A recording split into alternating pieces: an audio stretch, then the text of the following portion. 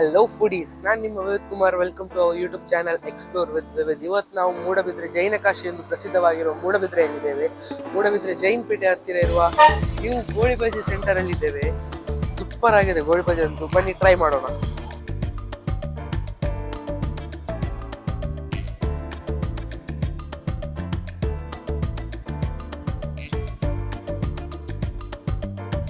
Onion ದೋಸೆಗೆ, onion ರವೆಗೆ ಎಲ್ಲ item ಅಲ್ಲಿ ಕಟ್ ಮಾಡಿ, ಅಂದ್ರೆ ಇದೊಂದು ಅರ್ಧ ಗಂಟೆಯಲ್ಲಿ ಪಾಯ್ಸನ್ ಆಗುತ್ತೆ.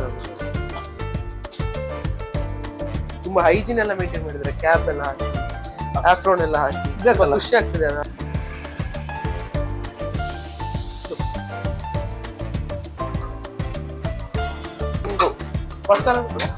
ಈಗ ಆನಿಯನ್ ರವಾ ಮಸಾಲ, ಆನಿಯನ್ ರವಾ ಮಸಾಲ ಅಲ್ಲೇ ಬಾಜಿ, ಹೌದು ಬಾಜಿಯಲ್ಲಿ ರೆಡಿ ಮಾಡ್ಕೊಳ್ಳೋದು. ಎಷ್ಟು ಬೇಕಷ್ಟು. ನಿಮ್ದು ಎಷ್ಟು ಗಂಟೆಗೆ ಸ್ಟಾರ್ಟ್ ಆಗ್ತದೆ? ಸಂಜೆ 4. ಸಂಜೆ 4ರಿಂದ ರಾತ್ರಿ 11 11 ಗಂಟೆ. ಬೆಳಿಗ್ಗೆ 4ರಿಂದ ಮಧ್ಯಾಹ್ನ 12.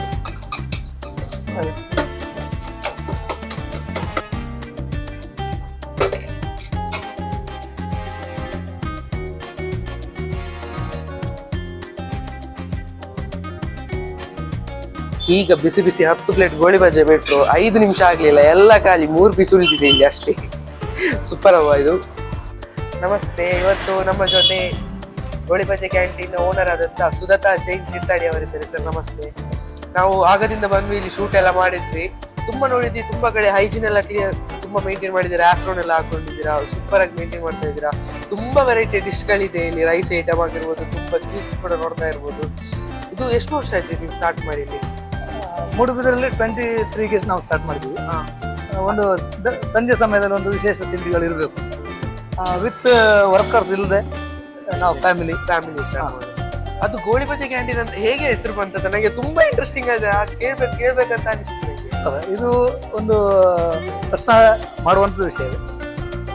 ಗೋಳಿ ಬಜೆ ಸೆಂಟರ್ ಅಂತ ಹೆಸರು ಬರ್ಲಿಕ್ಕೆ ಕಾರಣವೇ ಒಂದು ದೊಡ್ಡ ಇತಿಹಾಸ ಇದೆ. ಅದು ಕ್ರಮೇಣ ಬಂದಾಗ ಅದಕ್ಕೆ ಬೇಕಾದ ಉತ್ತರ ಕೊಡ್ತೇವೆ. ಈಗ ನಮ್ಗೆ ಅಂತ ಹೇಳಿದ್ರೆ ವೆರೈಟಿ ಅಂತ ಹೇಳಿದ್ರೆ ಹೆಸರೇ ಒಂದು ವೆರೈಟಿ. ಗೋಳಿ ಬಜೆ ಅಂತ ಹೇಳಿದ್ರೆ ಎಲ್ಲರ ಬಾಯಲ್ಲೂ ಆಡು ಭಾಷೆ ಗೋಳಿ ಬಜೆ, ದಾದೆ ಅಂತ. ಇದೊಂದು ಫೇಮಸ್ ಫುಡ್ ಮತ್ತೆ ಎಲ್ಲ ಆಕ್ಟಿವ್ ಆಗಿ ಮತ್ತೆ ನಿನ್ನ ಗೋಳಿ ಬಜೆ ದಾದ ಮಾರೆ ಅಂತ ಮಕ್ಕಳು ಮಾಡೋದೆಲ್ಲ ಇರ್ತದೆ. ಈಗ ಅದೇ ರೀತಿ ಒಂದು ಹೋಟೆಲ್ ಆಗಿದೆ ಈಗ ಮೂಡುಬಿದ್ರೆಯಲ್ಲಿ. ಗೋಳಿ ಬಜೆ ಸೆಂಟರ್ ಹೆಸರಲ್ಲೇ ಒಂದು ಹೋಟೆಲ್ ಮಾಡುವ. ಈಗ ಯಾರಾದ್ರೂ ಬಸ್ಸಲ್ಲಿ ಹೋಗ್ತಾರೆ ನಮ್ಮ ಪರಿಚಯದವರು, ಗೋಳಿ ಬಜೆ ಅಂದ್ರೆ ಕರೀತಾರೆ, ಖುಷಿ ಆಗ್ತದೆ. ಆಗ ಆಡು ಭಾಷೆ ಅಲ್ಲ, ಆಡು ಭಾಷೆ. ಎಷ್ಟು ವರ್ಷ ಆಯ್ತು ನೀವು ಅಂದ್ರೆ ಫೀಲ್ಡ್ ಅಲ್ಲಿ ಕೆಲಸ ಮಾಡಿ? ಹೋಟೆಲ್ ಫೀಲ್ಡ್ ಅಲ್ಲಿ ನಾನು ಮಂಗಳೂರಲ್ಲಿ ವಿಶ್ವಭವನ ಹೋಟೆಲ್ ಮತ್ತೆ ಇಂದ್ರಭವನ, ಓಲ್ಡೆಸ್ಟ್ ಹೋಟೆಲ್, ಈಗಲೂ ಫೇಮಸ್, 100 ಇಯರ್ಸ್ ಆಗಿದೆ. ಅಲ್ಲಿ 10 ಇಯರ್ಸ್ ಒಂದೇ ಹೋಟೆಲ್ ಇದ್ಕೊಂಡು ಆಲ್ರೌಂಡರ್ ಆಗಿ ಚೈನೀಸ್, ನಾರ್ತ್, ಸೌತ್, ತಂದೂರಿ.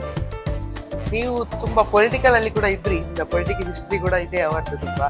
ಮತ್ತೆ ಪೊಲಿಟಿಕ್ ಬಿಟ್ಟು ಈ ಫೀಲ್ಡ್ ಗೆ ಬರುವ ಕಾರಣ ಏನಾದ್ರು?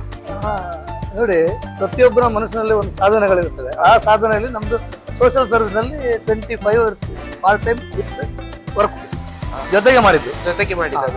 ಪಾರ್ಟ್ ಟೈಮ್ ಜೊತೆಗೆ ನಾನು ಕೆಲಸ ವೃತ್ತಿ ಮಾಡ್ಕೊಂಡಿದ್ದೀನಿ. ಆದ್ರೆ ಈಗ ಎಲ್ಲ ರಂಗದಲ್ಲಿ ಬರಬೇಕು. ಕೊನೆಯ ರಂಗ ನಮ್ದಿದೆ, ಯಾವುದು ನಮ್ಮ ಕಾರ್ಯಾಂಗದಲ್ಲಿ. ಅದರಲ್ಲಿ ಇನ್ನೊಂದು ಎಂತಂದ್ರೆ ಇದ್ರಲ್ಲೂ ಒಂದು ನಮ್ದು ಸೋಷಿಯಲ್ ಸರ್ವಿಸ್ ಇದೆ.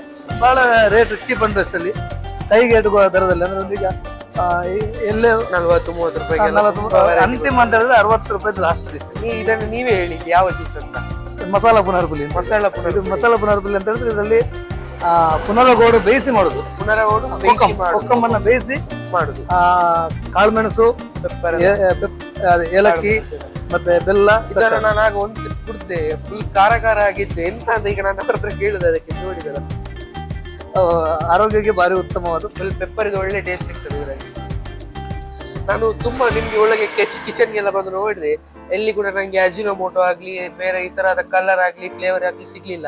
ನೀವು ಅದನ್ನ ಯಾವ್ದನ್ನ ಬಳಸುದಿಲ್ವಾ, ಇಲ್ಲ ಅದು ಬಳಸ್ತೀರಾ ಹೇಳಿ? ಈ ಫುಡ್ ನಿಮ್ಮ ಬಾಯಲ್ಲಿ ನ್ಯಾಚುರಲ್ ಫುಡ್ ಗೆ ನಾವು ಬಂದಿರೋದು. ಮನೆ ಊಟ ಹೇಗಿರ್ತದೆ ಹಾಗೆ ಇಲ್ಲಿಗೆ ನಮ್ಗೆ ಬರೋದೆಲ್ಲ ಪ್ರೊಫೆಸರ್ಸ್ಗಳು, ಲೆಕ್ಚರ್ಸ್ಗಳು, ಸ್ಟೂಡೆಂಟ್ಗಳು ನಮ್ಗೆ ಇಲ್ಲಿ ಬರ್ತಾ ಇರೋದು ಈಗ 2 ಇಯರ್ಸ್ ಇಂದ. ಅವರಿಗೆ ಬೇಕಾದ ರೀತಿಯಲ್ಲಿ ಒಂದು ಫುಡ್ ಸಿಗ್ತದೆ. ಒಂದು ಕಿಸೆಯಲ್ಲಿ ಒಂದು 50 ರೂಪಾಯಿ ಇದ್ರೆ ಒಂದು ತಿಂಡಿ ತಿಂದು ಆರಾಮ್ಸೆ ಹೊಟ್ಟೆ ಫುಲ್ ಮಾಡ್ಕೊಂಡು ಹೋಗ್ಬೋದು. ರೈಸ್ ಐಟಮ್ ಇರ್ತದೆ, 5 variety rice item. Bisi bele bath, ಖಾರ ಪೊಂಗಲ್, ಮೊಸರನ್ನ, ಲೆಮನ್ ರೈಸ್, ಮತ್ತೆ ಪಲಾವು, ಟೊಮೆಟೊ ರೈಸ್, ಇದೆಲ್ಲ ನಿಮ್ಗೆ ಎಲ್ಲಿ ಬೇರೆ ಸಿನಿಮಾಗೆ ಹೋಗ್ಬೇಕು ಇಂಥ ಫುಡ್ಗಳು ಸಿಗ್ಬೇಕಾದ್ರೆ. ಮೂಡ್ಬಿದ್ರಲ್ಲಿ ಒಂದೇ ಕಡೆಯಲ್ಲಿ ಇಷ್ಟು ಫುಡ್ಗಳು ಸಿಗುವ ಅಂದ್ರೆ ಅದು ಅಫೋರ್ಡೇಬಲ್ ರೇಟಿಗೆ ತುಂಬಾ ಖುಷಿ ಆಗ್ತದೆ. ಪ್ರತಿದಿನ ಇರ್ತದೆ, ಅದ್ರಲ್ಲೂ ಹಾಫ್ ಫುಲ್ ಇದೆ. ಹಾಫ್ಗೆ 25 ರೂಪಾಯಿ ಸಿಗುತ್ತೆ ಅಂತ ಹೇಳಿದ್ರೆ ಒಂದು 25 ರೂಪಾಯಿ ಇದು ತಗೊಂಡು ರೈಸ್, ಒಂದು ದೋಸೆ ಐಟಮ್ ತಗೊಂಡು. ಟೈಮಿಂಗ್ಸ್ ಹೇಳ್ತೀರಾ? ಬೆಳಗ್ಗೆ ಎಷ್ಟು ಗಂಟೆಗೆ ನೀವು ಸ್ಟಾರ್ಟ್ ಮಾಡಿ? ಬೆಳಿಗ್ಗೆ ಈಗ ನಾವು ಸ್ಟಾರ್ಟ್ ಮಾಡಿದ್ದು ಒಂದು 15 ದಿವಸ ಆಗಿದೆ. 15 2 ವರ್ಷದಿಂದ ಸಂಜೆ ಇದ್ದದ್ದು ಸಂಜೆ 4ರಿಂದ ರಾತ್ರಿ 11. ರೆಸ್ಪಾನ್ಸ್ ಎಲ್ಲ ತುಂಬಾ ಚೆನ್ನಾಗಿದೆ ಅಲ್ವಾ? ಗುಡ್. ಅಂದ್ರೆ ನಾವು ಯಾವ್ದು ಹೋಟೆಲ್ಗೆ ಹೋಗ್ಬೇಕಾದ್ರೆ ನಾವು ಮುಂಚೆ 2 ಸರಿ ಬಂದು ಅದನ್ನ ಟೇಸ್ಟ್ ಎಲ್ಲ ನೋಡ್ತೇವೆ. ಅದನ್ನು ಫಸ್ಟ್ ಯಾವ ಮೀಡಿಯಾ ಪೇಜ್ ಅಲ್ಲಿ ಒಂದು ತೋರಿಸ್ಬೇಕಾದ್ರೆ ಅದನ್ನ ನಾವು ಮಾಡ್ಬೇಕಾಗ್ತದೆ. ನಾನು ತುಂಬಾ ಖುಷಿಯಾಗಿ ಇಲ್ಲಿ ಮಾಡ್ತಾ ಇದ್ದೀನಿ. ನಾವೇ ಟೇಸ್ಟ್ ಮಾಡುವಲ್ವಾ? ಈಗ ಇಷ್ಟನ್ನೆಲ್ಲ ನಮ್ಮ ಒಬ್ಬರಿಂದ ತಿನ್ಲಿಕ್ಕೆ ಆಗ್ತಿಲ್ಲ, ಈಗ ನೀವು ತಿನ್ಬೇಕಾಗ್ತದೆ. ಈಗ ನಾವು ರವಾ ದೋಸೆ ಟೇಸ್ಟ್ ಮಾಡ್ತಾ ಇದ್ದೀವಿ. ಆನಿಯನ್ ರವಾ ಮಸಾಲ ಅಂತ ಮಸಾಲ ಫೀಲಿಂಗ್ಸ್ ಇದೆ. ಆನಿಯನ್ ರವಾ ಮಸಾಲ ವೆರಿ ಗುಡ್ ಫುಡ್. ಅದು ಆನಿಯನ್ ಫ್ರೆಶ್ ಇರ್ತದೆ, ಫ್ರೆಶ್ ಆಗಿ ಸೂಪರ್ ಆಗಿದೆ ಮಾತ್ರ.